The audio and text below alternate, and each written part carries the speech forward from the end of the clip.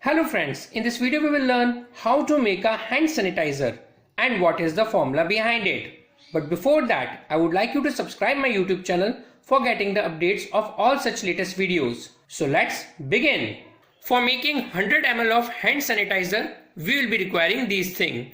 First is isopropyl alcohol. It's a laboratory grade. It is also known as 99% rubbing alcohol. It will help to kill germs. Around 50 ml we will be requiring.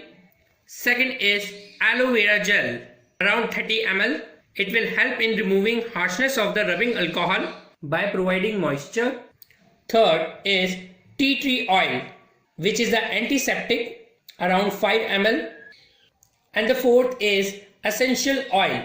We can have any essential oil which you want to add in your hand sanitizer. I am using lemon oil, around 5 ml. And the fifth is glycerine, around 5 ml. And the sixth is vitamin E oil. It acts as a preservative in our hand sanitizer, around 3 capsules and an empty bowl. So let's start the process. Firstly, we will add isopropyl alcohol, laboratory grade, around 50 ml to our empty bowl.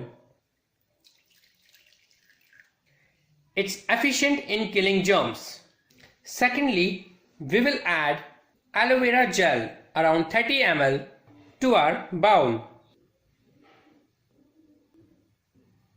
It will provide moisture and it will also provide gel-like structure to our hand sanitizer. Thirdly, we will add glycerine, around 5 ml to our bowl.